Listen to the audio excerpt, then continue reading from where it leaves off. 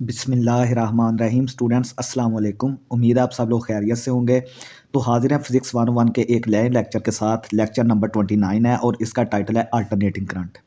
तो lecture start करने से पहले से आपसे यही रिक्वेस्ट है कि अगर आप हमारे चैनल 5 मैथमेटिक्स पर न्यू हैं तो प्लीज़ इसको लाजमी सब्सक्राइब करें, और अगर आपको वीडियो अच्छी लगे हमारी तो दोस्तों में लाजमी शेयर करें, कमेंट करें और वीडियो को लाजमी लाइक करें। तो चलिए स्टार्ट करते हैं। ठीक है, हमारे जो सारे लेक्चर्स हैं वो कॉन्सेप्ट बेस्ड हैं।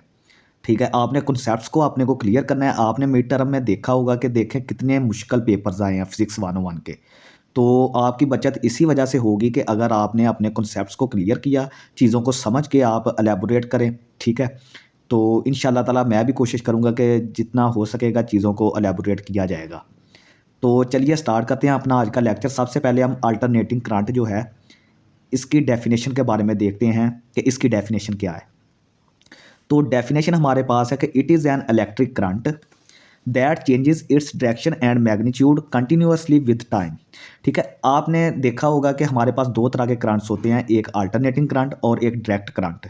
ठीक है, हम यहाँ पे अल्टरनेटिंग करंट को ही डिस्कस करेंगे, जो डायरेक्ट करंट है उसको हम डिस्कस नहीं करेंगे। अल्टरनेटिंग करंट इलेक्ट्रिक करंट की वो टाइप है जो कि कंटिन्यूअसली टाइम के साथ वो अपनी डायरेक्शन भी चेंज करता है और मैग्नीट्यूड को भी चेंज करता रहता है। ठीक है, मैं इसका आपको ग्राफ भी दिखा देता हूँ। ये देखें, ये हमारे पास टाइम टी है एक्स एक्सिस पे, और यहाँ पे हमारे पास क्या है, करंट आई है। तो ये देखें, सबसे पहले ये टाइम टी पे ज़ीरो था और यहाँ पे ये करंट भी ज़ीरो है। तो ये आहिस्ता आहिस्ता यहाँ पे जब जैसे जैसे टाइम बढ़ रहा है, ये देखें ये हमारा करंट भी बढ़ता जा रहा है। फिर हमारा जैसे जैसे टाइम मतलब बढ़ता जा रहा है, करंट कम होता जा रहा है। ठीक है, मीन्स कि ये अपनी डायरेक्शन को भी चेंज कर रहा है और ये अपनी मैग्नीट्यूड को भी चेंज कर रहा है, बढ़ भी रहा है और साथ कम भी हो रहा है। ठीक है, तो electrons do not flow in one direction, instead they oscillate back and fourth. जो इलेक्ट्रॉन्स होते हैं वो सिर्फ एक डायरेक्शन में ही मतलब जो है वो ट्रैवल नहीं करते, एक ही डायरेक्शन में वो सफ़र नहीं करते, बल्कि वो ऑसिलेट करते हैं। ऑसिलेशन का क्या मतलब है कि अगर एक इलेक्ट्रॉन यहाँ पे था तो वो पहले इधर जाएगा, फिर इस पोजीशन से दोबारा अपनी पोजीशन पर आएगा, फिर इस तरफ आएगा। इसको कहते हैं ऑसिलेशन। ठीक है, बैक एंड फोर्थ ऑसिलेशन, यानी आगे और पीछे वाइब्रेशन करना या ऑसिलेट करना। ठीक है, ये यहाँ पे अल्टरनेटिंग करंट का ग्राफ है, और ये जो मैक्सिमम वैल्यू होती है ना, इसको आई नॉट से रिप्रेजेंट करते हैं। जो मैक्सिमम करंट होगा हम उसको आई नॉट बोलेंगे, और जो मैक्सिमम वोल्टेज, अगर हम वोल्टेज के टर्म्स में बात करें तो वो ई नॉट होगा। ठीक है, वोल्टेजेस को हम ई से भी रिप्रेजेंट करेंगे और वी से भी लिखेंगे, आपने कंफ्यूज नहीं होना। ठीक है, ई नॉट का मतलब मैक्सिमम वोल्टेज, आई नॉट का मतलब है मैक्सिमम करंट। ठीक है, तो ये देखें, अब यहाँ पे हमारे पास ये यहाँ से लेकर और यहाँ तक, ये जो मैंने दो पॉइंट्स हाईलाइट किए हुए हैं ना, ये इसका एक कंप्लीट साइकिल है। ठीक है, अल्टरनेटिंग करंट का ये कंप्लीट साइकिल है, यानी कि यहाँ से लेकर यहाँ तक कंप्लीट साइकिल है, और ये जितना टाइम लेता है इस साइकिल को कंप्लीट करने में उसको हम बोलते हैं टाइम पीरियड। ठीक है, यानी कि एक साइकिल को कंप्लीट करने में जितना टाइम लगता है उसको हम क्या कहते हैं, टाइम पीरियड कहते हैं। और फ्रीक्वेंसी किसको बोलते हैं, फ्रीक्वेंसी बोलते हैं कि एक सेकंड में कितनी ऑसिलेशन हुई हैं, एक सेकंड में कितने साइकिल्स कंप्लीट हुए हैं, उसको हम फ्रीक्वेंसी बोलते हैं। तो फ्रीक्वेंसी और टाइम पीरियड का आपस में रिलेशन क्या होता है, ये F is equal to 1/t के बराबर होता है, ये आपने याद रखना है। ठीक है, यानी कि F is equal to 1/t, 1 time period. ठीक है, अब ये मैंने थोड़ा सा ग्राफ आपको डीसी करंट का बना के दिखाया है कि ये देखें, टाइम के साथ साथ ये करंट कांस्टेंट रहता है। ये एक स्ट्रेट लाइन है। स्ट्रेट लाइन का मतलब है कि ना तो इसकी डायरेक्शन चेंज हो रही है, मैग्नीट्यूड चेंज हो रहा है, मैग्नीट्यूड भी चेंज नहीं हो रहा। ठीक है, ये यहाँ पे अगर 5 था तो ये टाइम के साथ 5 ही चलता जाएगा, यानी कि टाइम के साथ ये ना तो अपनी डायरेक्शन चेंज कर रहा है और ना ही मैग्नीट्यूड चेंज कर रहा है। इसको हम डायरेक्ट करंट बोलते हैं। ठीक है, it can be generated by AC generator. अब जो अल्टरनेटिव करंट है ये हम जनरेट कैसे कर सकते हैं, ये हम एसी जनरेटर से इसको जनरेट कर सकते हैं। तो we use 99% of AC in daily life. Daily life में हम जितना भी करंट इस्तेमाल कर रहे हैं, अपने घरों में इस्तेमाल कर रहे हैं, फैक्ट्रियों में हो रहा है, जहाँ भी जो करंट इस्तेमाल हो रहा है वो 99% जो है वो एसी करंट है। इतना इसका इस्तेमाल होने की इसकी वजह क्या है, क्यों इतना ज़्यादा इस्तेमाल हो रहा है, ये इस वजह से इस्तेमाल हो रहा है कि ये बहुत ही चीप है। ठीक है, यानी सस्ता है, और इसको प्रोड्यूस करना बहुत इजीली इसको हम प्रोड्यूस कर सकते हैं। नेक्स्ट हमारे पास इसकी इक्वेशन है कि आई हमारे पास क्या है, alternating current, I is equal to I naught sine omega T. ये हमारे पास अल्टरनेटिंग करंट की इक्वेशन है, ये आपने याद रखनी है। और अगर यही बात हम वोल्टेज की सूरत में करें तो E is equal to E naught sine omega T, यानी सिर्फ आपने आई और आई नॉट की जगह पे वोल्टेज को रिप्लेस कर देना है। मैंने आपको बताया था ना कि ई और ई नॉट जो है वोल्टेज है, मैक्सिमम वोल्टेज और ये नॉर्मल वोल्टेज, ये मैक्सिमम करंट और ये नॉर्मल करंट, एसी करंट, ठीक है। यहाँ पे अब जो ओमेगा टी वाली टर्म है ना, उसको हम फेज कहते हैं। ये एमसीक्यूज के हवाले से बहुत इंपॉर्टेंट है। ओमेगा टी को हम क्या बोलते हैं, फेज बोलते हैं। फेज से हम क्या चीज़ एस्टिमेट करते हैं, फेज से हम करंट के बारे में बहुत ही जो अहम मालूमात है ना वो हमें मिलती हैं इस ओमेगा टी वाली टर्म से ना। वो हमें बताता है कि किस पॉइंट पर हमारा करंट जो है वो मैक्सिमम है, किस पॉइंट पर करंट मिनिमम है और किस पॉइंट पर करंट हमारा जीरो हो गया, ठीक है। तो ये था थोड़ा सा इंट्रोडक्शन हमारा एसी करंट के बारे में। तो अब हम बात करते हैं कि एसी करंट को हम प्रोड्यूस कैसे करते हैं। एसी करंट को हम एसी जनरेटर से प्रोड्यूस कर सकते हैं। अब हम एसी जनरेटर की थोड़ी सी स्ट्रक्चर और उसकी वर्किंग देखेंगे कि एसी जनरेटर हमारे पास किस तरह काम करता है। सबसे पहले आपने याद रखना है कि जो एसी जनरेटर है ना वो इलेक्ट्रोमैग्नेटिक इंडक्शन प्रिंसिपल पे काम करता है, कि यानी कि जब हमारे पास जो मैग्नेटिक फील्ड जो है अगर वो चेंज होगा तो हमारे पास मैग्नेटिक फ्लक्स भी चेंज होगा, ठीक है। यानी जिस तरह हमारा मैग्नेटिक फील्ड चेंज होगा साथ ही हमारा मैग्नेटिक फ्लक्स भी चेंज होगा और जिसकी वजह से हमें इंड्यूस्ड करंट मिलेगा, ठीक है। जैसे मैग्नेटिक फील्ड चेंज होगा उसके हिसाब से मैग्नेटिक फ्लक्स चेंज होगा, फिर उसके मैग्नेटिक फ्लक्स के चेंज होने से हमें इंड्यूस्ड ईएमएफ या करंट हमें मिलेगा, ठीक है। तो ये इसका प्रिंसिपल था। अब हम इसकी थोड़ी सी स्ट्रक्चर के बारे में देख लेते हैं कि हमने क्या किया कि दो हमने मैग्नेट्स ले लिए, एक नॉर्थ पोल है और एक साउथ पोल है, ठीक है। और इसमें जो मैग्नेटिक फील्ड लाइंस की डायरेक्शन होती है ना मैग्नेटिक फील्ड की, वो नॉर्थ से साउथ की तरफ होती है। ये मैंने तीर से बनाए हुए हैं, ठीक है, तीर से बनाए हुए। और एक हमारे पास कॉइल है। कॉइल किस चीज़ की है, सॉफ्ट आयरन की है हमारे पास। जो कॉइल को हम रोटेट करेंगे, हम क्या करेंगे कि इस मैग्नेटिक फील्ड के अंदर इस कॉइल को रोटेट करवाएंगे, ठीक है, इस तरह करके। ये मतलब इस तरह रेक्टेंगुलर शक्ल की कॉइल है हमारे पास, ठीक है।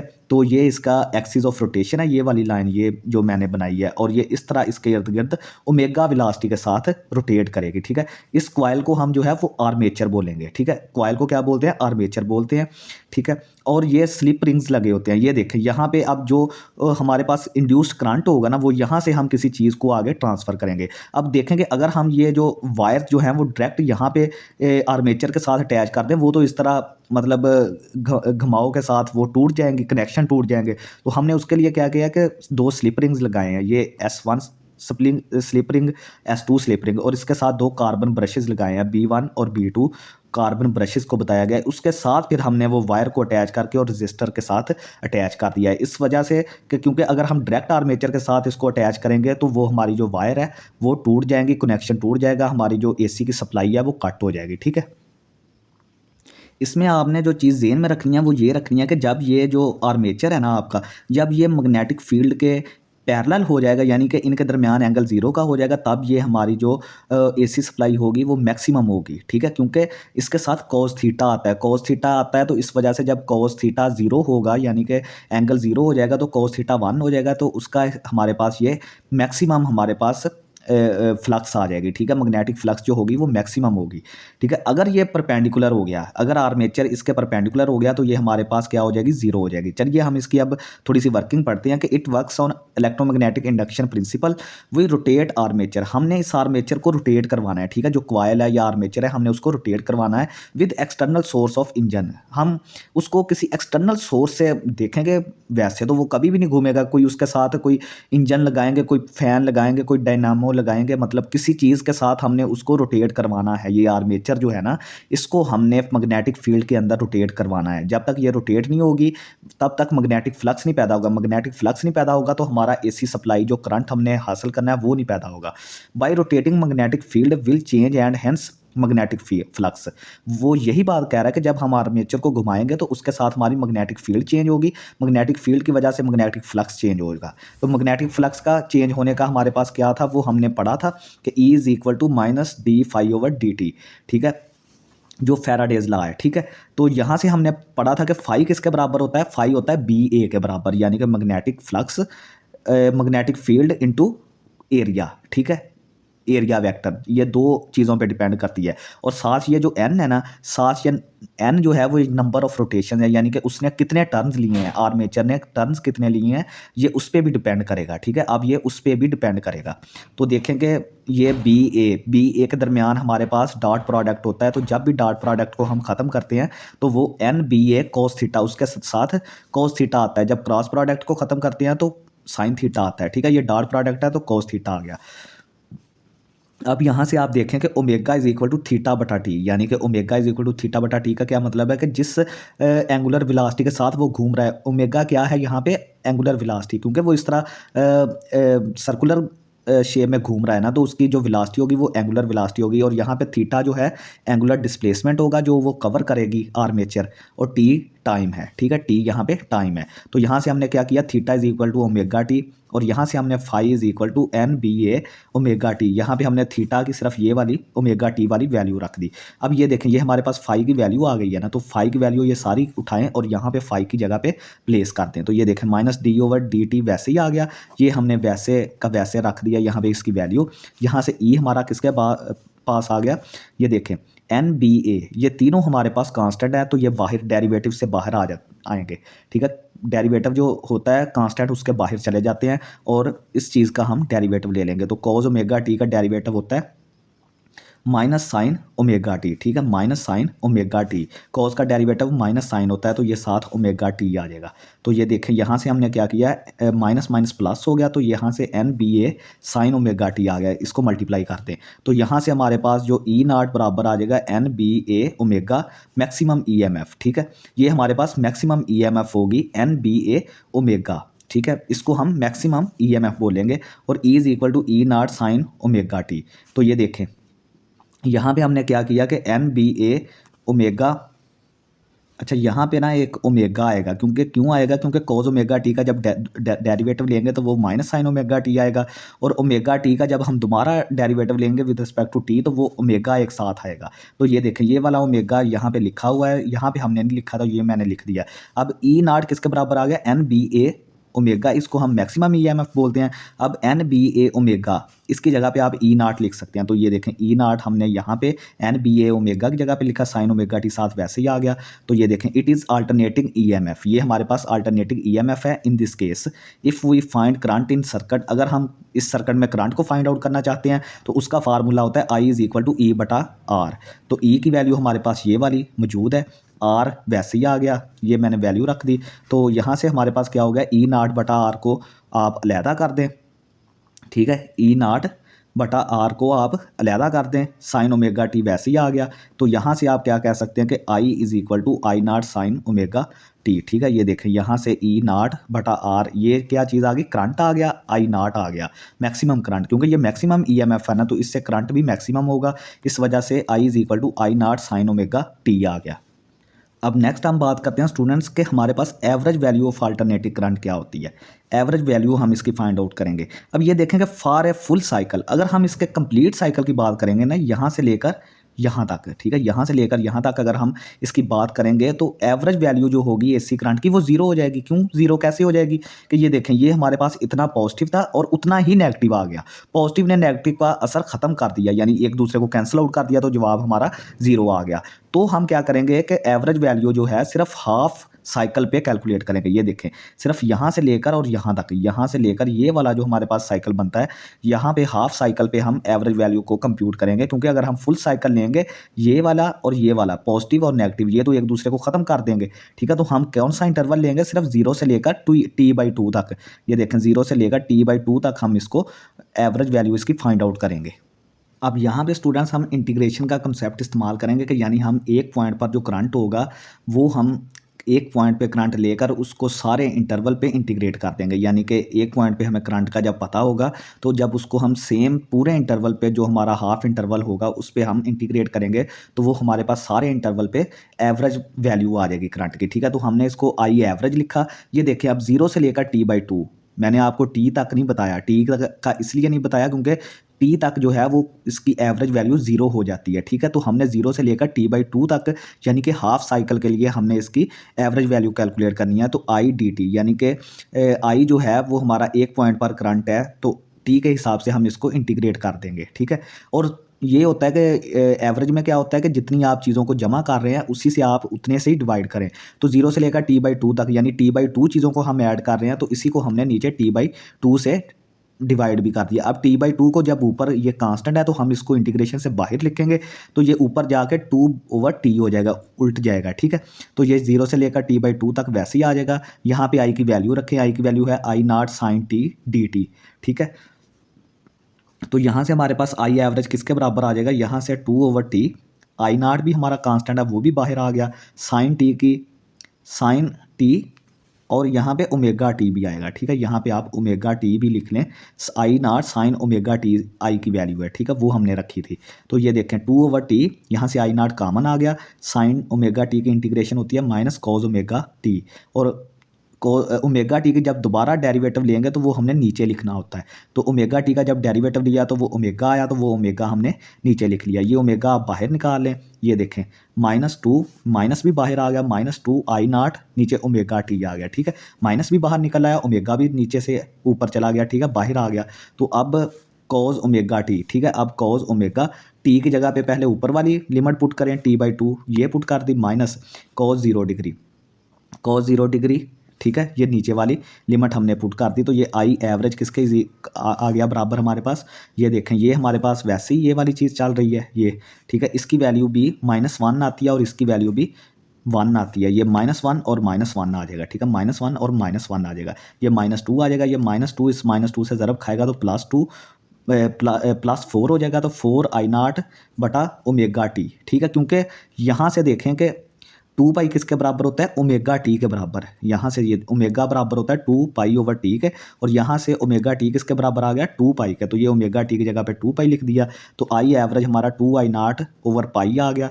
तो यहाँ से अगर आप ये 2 की वैल्यू और पाई की वैल्यू रखेंगे तो यहाँ से हमारे पास आई एवरेज जो है 0.637 I0 आ जाएगा, ठीक है। तो ये स्टूडेंट्स हमने एवरेज जो अल्टरनेटिंग करंट की वैल्यू थी वो हमने कंप्यूट कर लिया। ये एवरेज अल्टरनेटिंग करंट की हमारे पास वैल्यू आ गई। नेक्स्ट हमारे पास टॉपिक है ट्रांसफार्मर। ट्रांसफार्मर आपने रोज़मर्रा ज़िंदगी में बहुत सारे देखे होंगे, आपके घरों के सामने भी लगे होते हैं। तो अब हम पढ़ेंगे कि इनका मकसद क्या होता है और ये काम कैसे करते हैं। तो ट्रांसफार्मर क्या होता है कि it is a device use to increase और डिक्रीज अल्टरनेटिंग वोल्टेज। सबसे पहले आपने याद रखना है कि इसका काम क्या होता है। ट्रांसफार्मर हमेशा जो वोल्टेज होते हैं ना, या तो उनको इंक्रीज करता है या उनको डिक्रीज कर देता है। It works on principle of mutual induction. ये किस प्रिंसिपल पे काम करता है, म्यूचुअल इंडक्शन के प्रिंसिपल पे काम करता है। इसके दो टाइप्स होती हैं, स्टेप अप ट्रांसफार्मर और स्टेप डाउन ट्रांसफार्मर, ठीक है। स्टेप अप ट्रांसफार्मर का क्या काम होता है, ये वोल्टेज को इंक्रीज कर देता है। जब भी किसी ट्रांसफार्मर में आपने याद रखना है कि वोल्टेज इंक्रीज होंगे, करंट उसमें ऑटोमेटिकली डिक्रीज हो जाएगा, ठीक है। स्टेप अप ट्रांसफार्मर में वोल्टेज इंक्रीज होते हैं और जो करंट होता है वो फिर ऑटोमेटिकली डिक्रीज हो जाएगा। स्टेप डाउन ट्रांसफार्मर में वोल्टेज डिक्रीज करेगा, वोल्टेज को कम कर देगा, और जो करंट होगा वो इंक्रीज हो जाएगा, बढ़ जाएगा। अब इसकी हम थोड़ी सी स्ट्रक्चर देख लेते हैं कि ये किस तरह बनता कैसे है। तो ये देखें, ये हमारे पास जो सॉफ्ट आयरन होता है ना, उसकी हमने प्लेट्स 1 बाई 1 अटैच की होती हैं एक दूसरे के साथ, ठीक है। ये जो पार्ट होता है ट्रांसफार्मर का उसको हम कोर बोलते हैं, ठीक है। ये सारी प्लेट्स जो होती हैं वो बारीक बारीक पतरियाँ सी होती हैं, ठीक है, उनको हम कोर बोलते हैं और सॉफ्ट आयरन से बनी होती हैं, ठीक है। इसमें एक कॉइल प्राइमरी कॉइल होती है, ये देखें, ये प्राइमरी कॉइल है, और इस तरफ ये हमारे पास सेकेंडरी कॉइल है। प्राइमरी कॉइल में जो करंट है उसको हमने IP बोल दिया, और जो सेकेंडरी में करंट है उसको IS बोल दिया है। इसमें जो वोल्टेज है इसको EP बोल दिया, और प्राइमरी में जो नंबर ऑफ टर्न्स हैं, यानी कि उसमें टर्न्स कितने हैं कॉइल में, वो NP हैं, और यहाँ पे सेकेंडरी में NS है, और इसमें जो वोल्टेज है उसको हमने ES बोल दिया, ठीक है। नेक्स्ट हम बात करते हैं कि एक अगर कोई आइडियल ट्रांसफार्मर है हमारे पास। आइडियल ट्रांसफार्मर डेली लाइफ में तो हमारे पास कोई नहीं होता, क्योंकि हर ट्रांसफर में कोई ना कोई हीट लॉस या कोई इस तरह का नॉइज़ वगैरह की वजह से एनर्जी लॉस ज़रूर होती है। लेकिन जो हम कैलकुलेशंस के लिए आइडियल ट्रांसफार्मर है ना, उसमें हम एनर्जी लॉस जो है वो ज़ीरो लेते हैं। इसका क्या मतलब है कि जितनी पावर हम या जितने वोल्टेज उसको देते हैं उतने ही वोल्टेज वो हमें लौटा देता है, वापस कर देता है, कि यानी कि जितनी पावर इनपुट हमने की है उतनी ही पावर आउटपुट वो हमें वापस कर देगा, ठीक है। तो हमने पढ़ा हुआ है कि P इज इक्वल टू किसके बराबर होता है, IV के बराबर होता है, PVI के बराबर होता है, ठीक है। ये देखें यहाँ से, तो PI की जगह पे हमने क्या लिख दिया, VI into VI, V I into I I, ठीक है, यानी कि इनपुट के लिए, और ये आउटपुट के लिए आ गया वी ओ आई ओ, ठीक है, आउटपुट के लिए, ये इनपुट के लिए, क्योंकि हमने P is equal to V I पढ़ा हुआ है। और यहाँ से हमने क्या किया, वी नाट उठा के इधर नीचे ले गए और इसको उठा के उधर ले गए। अब ये देखें, ये ऊपर आई नाट है और ये ऊपर वी आई है, नीचे वी ओ है, ऊपर आई ओ है और नीचे आई आई है, ठीक है। तो इसका मतलब जब ये इस तरह दोनों उल्ट हो ना, ये वाले, ठीक है, यानी ऊपर आई ओ और नीचे ओ, और इस तरफ ऊपर ओ हो और नीचे आई हो, ये जब दोनों उल्ट हों तो इसका मतलब है कि इनका आपस में रिलेशन जो होता है ना, वो इन्वर्सली प्रोपोर्शनल होता है। यानी ये देखें, ऊपर आई है नीचे ओ है, ऊपर ओ है नीचे आई है, तो इसका मतलब है कि जो वोल्टेज और करंट का रिलेशन है ना यहाँ पे, वो इन्वर्सली प्रोपोर्शनल, यानी कि अगर आप वोल्टेज को बढ़ाएंगे तो आपको करंट को डिक्रीज करना पड़ेगा, ठीक है। नेक्स्ट हमारे पास है कि जब हमारे पास इसमें से करंट, प्राइमरी कॉइल में से करंट गुजरता है तो उसमें मैग्नेटिक फील्ड पैदा होती है, और मैग्नेटिक फील्ड के चेंज होने से मैग्नेटिक फ्लक्स भी पैदा होती है, जिसकी वजह से इंड्यूस्ड ईएमएफ पैदा होती है, ठीक है। तो ये हमारे पास फार्मूला होता है इंड्यूस्ड ईएमएफ का, कि E is equal to minus N, N क्या है, number of turns, D phi over D T, phi हमारा क्या है, मैग्नेटिक फ्लक्स है। तो ये प्राइमरी कॉइल के लिए हमारे पास क्या आ जाएगा, ये प्राइमरी कॉइल के लिए सिर्फ आप यहाँ पे पी लगा दें, यहाँ पे भी पी लगा दें, इसको इक्वेशन 1 बोल दें। सेकेंडरी कॉइल के लिए हमारे पास क्या होगा, यहाँ पे एस लगा दें, यहाँ पे एस लगा दें, ठीक है। ये minus N S D phi over D T, बाकी सारी चीज़ें वैसे ही आ जाएंगी। इसको 1 बोल दें, इसको 2 बोल दें। नेक्स्ट हमने पढ़ा था कि पी आई जो है वो पी ओ के बराबर है, यानी इनपुट पावर आउटपुट पावर के बराबर है। तो हमने अब देखना है कि जो हमारे पास यहाँ से वोल्टेज का क्या रिलेशन है, ठीक है। तो देखें कि ये ई पी आई पी, ठीक है, जो पावर होती है वो ई पी आई पी, और यहाँ से हमारे पास ई एस आई एस आ जाएगा, ठीक है, यहाँ से। तो देखें कि यहाँ पे हम क्या करेंगे कि E P over E S, I S over P I P, ठीक है। ये देखें कि यहाँ पे भी ऊपर पी है, नीचे एस है, ऊपर एस है, नीचे पी है, तो इसका मतलब है कि इसका रिलेशन भी हमारे पास क्या होगा, वो इन्वर्सली प्रोपोर्शनल होगा, ठीक है। इलेक्ट्रिक फील्ड का जो रिलेशन है वो भी हमारे पास क्या होगा, इन्वर्सली प्रोपोर्शनल होगा। ये देखें मैंने लिख दिया है। तो हमने पढ़ा था कि फाई हमारा किसके बराबर होता है, बी डॉट ए के बराबर होता है, सेम फॉर बोथ कॉइल। देखें कि यहाँ पे जब एक कॉइल में करंट हमारा इंड्यूस होगा तो उसकी वजह से मैग्नेटिक फील्ड, मैग्नेटिक फ्लक्स होगा, और वो इस कोर के ज़रिए इसमें भी ट्रैवल करेगा, दूसरी जो हमारे पास सेकेंडरी कॉइल है। तो दोनों में हमारे पास सेम हो जाएगा, दोनों में जो मैग्नेटिक फ्लक्स होगा वो हमारे पास सेम होगा। तो D phi over D T भी हमारा यानी कि ये सेम ही रहेगा प्राइमरी और सेकेंडरी कॉइल्स के लिए, क्योंकि फाई हमारा सेम है दोनों के लिए, तो ये भी हमारा सेम ही रहेगा। तो जो इक्वेशन 1 और इक्वेशन 2 थी ये वाली, इनको आप डिवाइड कर दें, ठीक है, एक दूसरे से, सारी चीज़ें कट जाएंगी, सिर्फ हमारे पास ई पी और ई एस, एन पी और एन एस, ये चीज़ बच जाएगी, ठीक है। इक्वेशन आप क्या करें, 2 को 1 पे डिवाइड कर दें, ठीक है। तो यहाँ से हमारे पास ई एस बटा ई पी, एन एस बटा एन पी आ जाएगा। अब ये वोल्टेज का नंबर ऑफ टर्न्स के साथ, यानी कि जो प्राइमरी और सेकेंडरी कॉइल्स के नंबर ऑफ टर्न्स है ना, उसके साथ ये रिलेशन शो कर रहा है वोल्टेज का। तो जितने ज़्यादा नंबर ऑफ टर्न्स होंगे हमारी, उतने ही ज़्यादा हमारे पास वोल्टेज होंगे, ठीक है। ये नंबर ऑफ टर्न्स के साथ इसका रिलेशन शो हो गया। नेक्स्ट हमारे पास है topic self inductance. Self inductance क्या होता है कि if the current in the coil changes, the magnetic flux linked with coil also changes. वो कह रहा है कि अगर किसी कॉइल में करंट चेंज होता है ना, तो उसमें जो मैग्नेटिक फ्लक्स, मतलब लिंक्ड मैग्नेटिक फ्लक्स क्या होती है, जो उस कॉइल में मैग्नेटिक फ्लक्स, पूरी कॉइल में जो मैग्नेटिक फ्लक्स होगी हम उसको लिंक्ड मैग्नेटिक फ्लक्स बोलते हैं। तो वो कह रहा है कि जब किसी कॉइल में करंट चेंज होता है ना, तो साथ ही मैग्नेटिक फ्लक्स जो उसके साथ लिंक होती है ना, वो भी चेंज होती है, ठीक है। तो the changing flux induces an EMF. तो जैसे ही हमारी फ्लक्स चेंज होगी, साथ ही हमारा ईएमएफ इंड्यूस होगा। ईएमएफ जो यानी जो ईएमएफ वोल्टेज हैं वो प्रोड्यूस होंगे, ठीक है।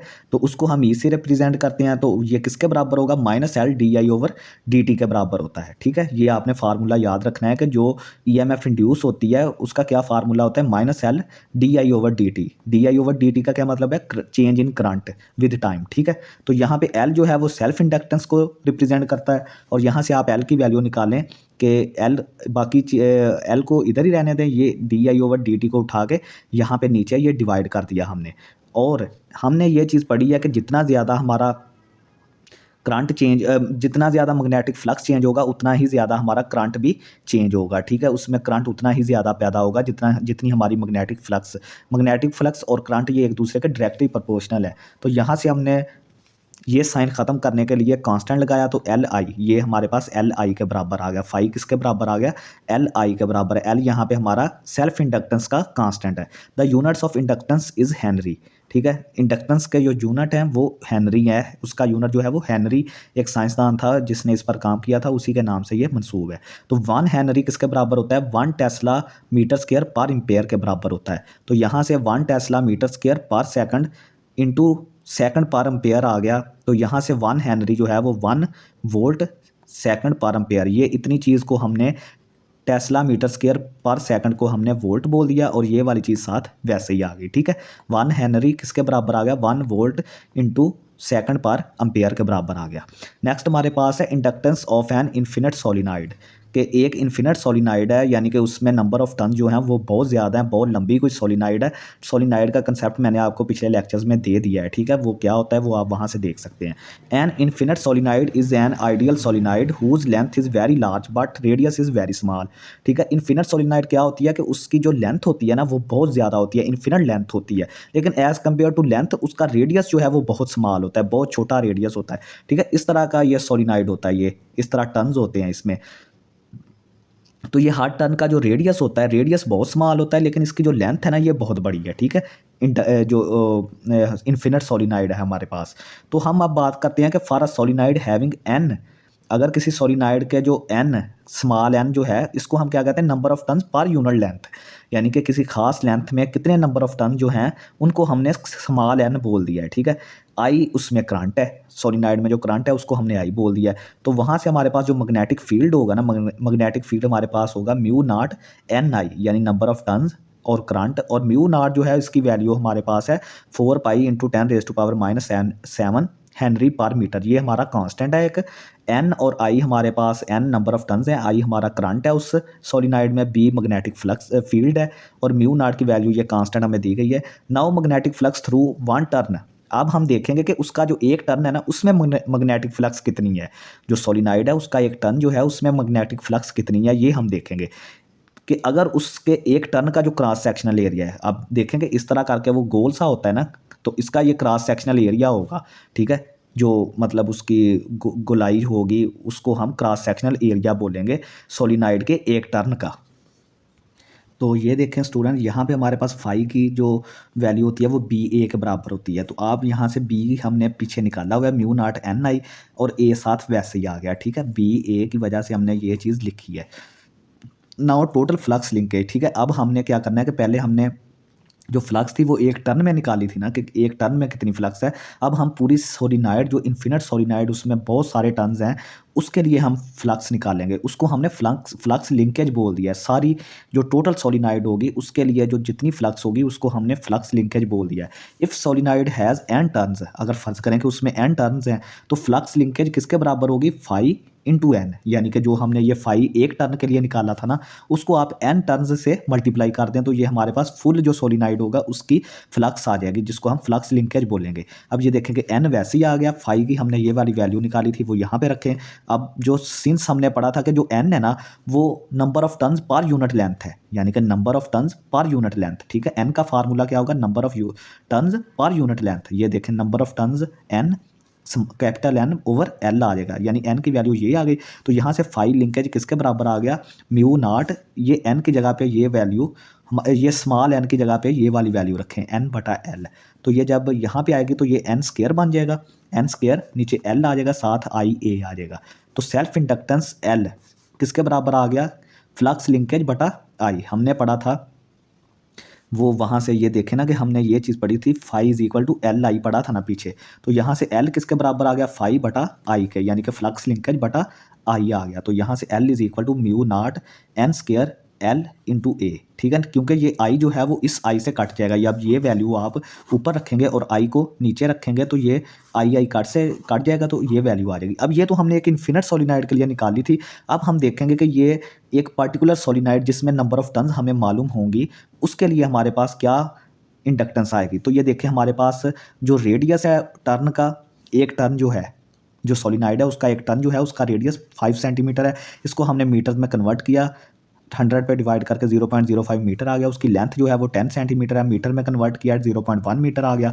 और उसमें जो नंबर ऑफ टर्न्स है ना वो 3500 टन हैं, यानी 3500 टन हैं उस सोलिनॉइड में, और उनके दरमियान जो एयर है, वो कोर जो है वो एयर है, और म्यू नॉट की वैल्यू हमें पता है 4 पाई इंटू 10⁻⁻7 एच हेनरी पर मीटर। ये मैंने आपको पीछे बताया था कि ये एक कांस्टेंट है, ठीक है।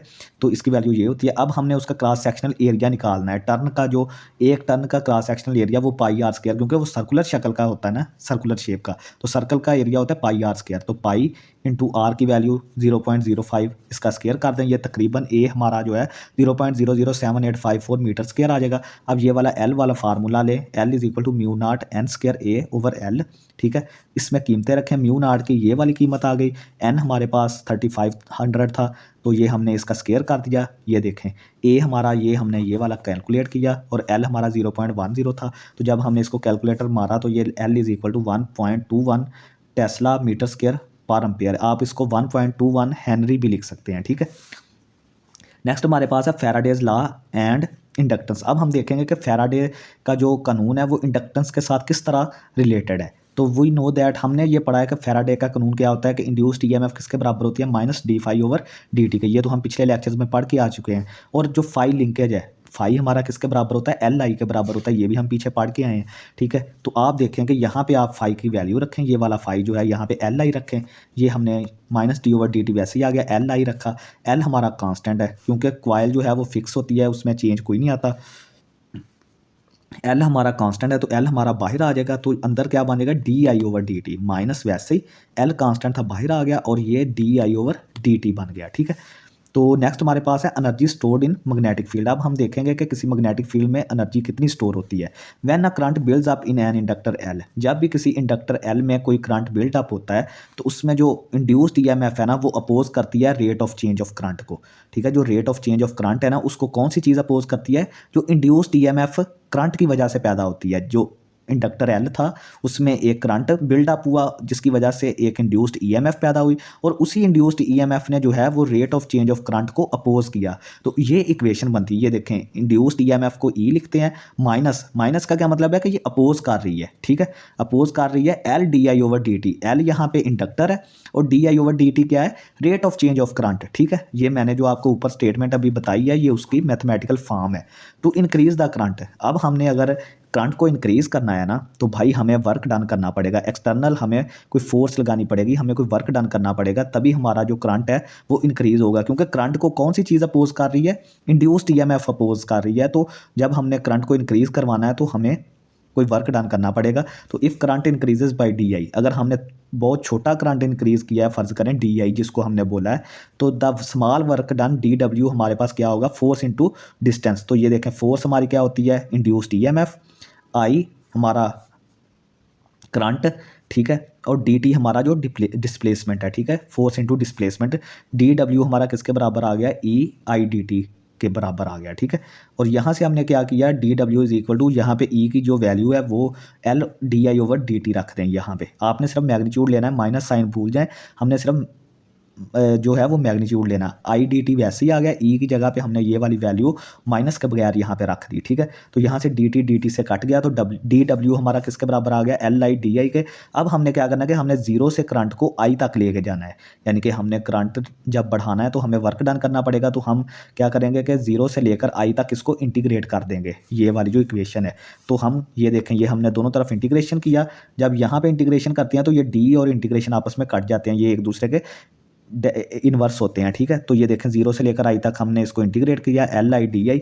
यहाँ से L हमारा कांस्टेंट था, I की इंटीग्रेशन क्या होती है, I की इंटीग्रेशन होती है I²/2, ठीक है। जिस तरह X की इंटीग्रेशन क्या होती है, X²/2, ठीक है। ये आपने याद रखना है, जब आप विद रिस्पेक्ट टू X कर रहे हो तो X की इंटीग्रेशन क्या होती है, X²/2। अब आप I के रिस्पेक्ट में कर रहे हैं तो I की इंटीग्रेशन, L कांस्टेंट बाहर चला गया, I की इंटीग्रेशन I²/2, ये /2 वैसे आ गया, L वैसे ही आ गया। तो यहाँ से U हमारा किसके बराबर आ गया, यानी जो energy stored in magnetic field वो 1/2 LI²। ये आपने फार्मूला भी याद रखना है।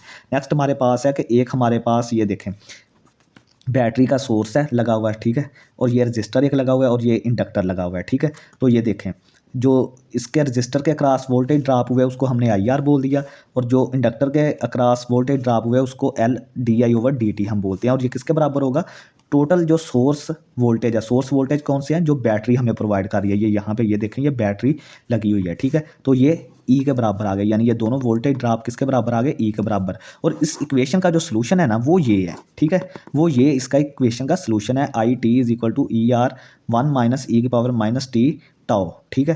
तो यहाँ से आप देखेंगे डी आई हमारा डी आई बटा डी टी, यानी दोनों तरफ आपने डेरिवेटिव ले लें, ठीक है, दोनों तरफ with respect to T derivative लिया, तो D I over D T किसके बराबर आ गया, ई बटा आर 1 ओवर टाओ ई की power minus T over T. ये देखें जब ये ई ओवर आर इससे मल्टीप्लाई होगा तो ये तो जीरो होगा, सॉरी ये ई बटा आर होगा, और जब आप इसका डेरिवेटिव लेंगे ये कांस्टेंट है तो ये जीरो हो जाएगा, तो ये चीज़ सिर्फ आएगी, ठीक है, इस चीज़ का सिर्फ डेरिवेटिव आएगा ई की power minus T over tau, और जब माइनस टी ओवर टाओ का दोबारा डेरिवेटिव लिया तो वो हमारे पास माइनस 1 ओवर टाओ आ गया, ठीक है। ये देखें ई ओवर आर तो ये ऑलरेडी बाहर मौजूद था, तो टाओ हमारा किसके बराबर होता है, एल बटा आर के, एल का हेनरी है और आर का यूनिट ओहम है, तो ये आप इसको वोल्ट सेकंड पर एम्पेयर ओवर ओहम लिख सकते हैं, ठीक है। ये तो वोल्ट एम्पेयर डॉट ओहम इसको आप अलहदा कर दें और सेकंड को अलहदा कर दें, ये वोल्ट ये भी वोल्ट बन जाएगा और ऊपर भी वोल्ट है, ये वोल्ट और वोल्ट काट जाएंगे तो जवाब हमारा सेकंड आ जाएगा, ठीक है। तो यानी इसका जो यूनिट है ना वो सेकंड है, टाओ का यूनिट क्या है, सेकंड है, ठीक है। नेक्स्ट हमारे पास है कि आई हमारे पास ई ओवर आर 1 माइनस ई की पावर माइनस 1, तो यहाँ से ई की पावर माइनस 1 की वैल्यू कैलकुलेट करें 0.37 आएगी, तो ई बटा आर किसके बराबर आ गया, आई इज इक्वल टू ई बटा आर, ये आप माइनस करें तो ये चीज़ आ जाएगी आपके पास, ठीक है। अब हम थोड़ा सा कैपेसिटर को अगेन करते हैं। कैपेसिटर हमारे पास इसकी कैपेसिटेंस होती है क्यू बटा वी के बराबर, ये हम पहले पढ़ चुके हैं। इसमें जो एनर्जी स्टोर्ड होती है वो क्यू स्केयर ओवर 2 सी के बराबर होती है, जो कि यू इज़ इक्वल टू 1 ओवर 2 सी वी स्केयर। आप यहाँ से क्यू की वैल्यू निकाल के Q is equal to C V, ठीक है, वो यहाँ पे पुट करें तो ये चीज़ हमारे पास आ जाएगी। अब ये देखें ये हमारे पास एक कैपेसिटर लगा हुआ है और एक रजिस्टर लगा हुआ है, ठीक है। तो जो वोल्टेज ड्रॉप अक्रॉस कैपेसिटर है उसको हमने क्या किया, क्यू बटा सी, ठीक है, वोल्टेज अक्रॉस जो कैपेसिटर हैं वो क्यू बटा सी हैं, और इसके जो वोल्टेज ड्रॉप अक्रॉस हुए हैं वो आई आर के बराबर हैं, ठीक है। तो ये दोनों जीरो के बराबर हैं क्योंकि इसमें कोई भी बैटरी का सोर्स नहीं लगा हुआ है जो हम जिसको ई के बराबर रख दें, ठीक है। पिछले में हमने ई के बराबर रखा था क्योंकि उसमें बैटरी लगी हुई थी, इसमें बैटरी नहीं है तो ये जीरो के बराबर है। तो आप 1 ओवर सी को अलहदा कर लें, D Q over D T, आप इसका डेरिवेटिव ले लें, ठीक है। 1 ओवर सी कांस्टेंट था बाहर निकाल लिया, क्यू का डेरिवेटिव लें, ये D Q over D T आ गया, प्लस आर कांस्टेंट है इसको वैसे ही लिख लें और आई का डेरिवेटिव ले लें, ये D I over D T आ जाएगा। नेक्स्ट जो इस इक्वेशन का सलूशन है ना, इस इक्वेशन का सलूशन है I is equal to I naught E की power minus T R over C, ठीक है। ये पिछली इक्वेशन का ये सलूशन है, और इसमें जो आर और सी है ना इनको हम टाइम कांस्टेंट कहते हैं, किसके लिए, रजिस्टर और कैपेसिटर के लिए। आर जो है वो रजिस्टर के लिए टाइम कांस्टेंट है और सी जो है वो कैपेसिटर के लिए टाइम कांस्टेंट है, क्योंकि जब जैसे जैसे टाइम बढ़ता जाएगा कैपेसिटर की कैपेसिटेंस जो है वो कम होती जाएगी, ठीक है, इस वजह से। ये देखें अब हमारे पास एक सर्किट में क्या है कि एक इंडक्टर लगा हुआ है और एक कैपेसिटर लगा हुआ है। इनिशियली जो कैपेसिटर है वो चार्ज है, तो ये देखें इसमें जो इलेक्ट्रिक फील्ड है, इलेक्ट्रिक एनर्जी है वो मैक्सिमम पे है, इसमें से कोई चीज़ नहीं गुजर रही, कोई मैग्नेटिक फील्ड इसमें नहीं गुजर रहा या पैदा हो रहा है, सारा कुछ कैपेसिटर में ही है। तो ये देखें इसका जो ग्राफ है वो ऊपर है और इसका ग्राफ नीचे है, जीरो पे है, ठीक है। नेक्स्ट हम देखेंगे कि जो कैपेसिटर है उसमें से चार्जेस जो हैं करंट निकल के इंडक्टर की तरफ जा रहा है, तो ये देखें इसमें अब मैग्नेटिक फील्ड पैदा हुआ, तो यू बी हमारा ऊपर चला गया और यू ई हमारा नीचे आ गया, ठीक है। तो ये एनर्जी कन्वर्जन इस तरह होती रहती है, यानी कि जो मैग्नेटिक फील्ड है वो इलेक्ट्रिक फील्ड में चेंज होता रहता है और इलेक्ट्रिक फील्ड जो है वो मैग्नेटिक फील्ड में चेंज होता है। तो टोटल एनर्जी हमारे पास क्या होती है, magnetic field plus electric field, ठीक है, ये दोनों का सम होता है। तो ये हमने पढ़ा था 1 ओवर 2 एल आई स्केयर, और ये जो इसमें एनर्जी स्टोर होती है वो होती है क्यू स्केयर ओवर 2 सी, जो पीछे हम अभी पिछले पेज पे पढ़ के आए हैं। तो ये हमारा जब हम इसका डेरिवेटिव लेंगे तो ये जीरो के बराबर रखें, तो ये देखें यहाँ से जब आप डेरिवेटिव लेंगे ये आएगा 2 एल आई, ठीक है। एल तो हमारा कांस्टेंट है 2 I D I over D T, ठीक है, यहाँ से 2 I D I over D T power rule लगाएंगे, ठीक है, 2 I D I over D T आ जाएगा।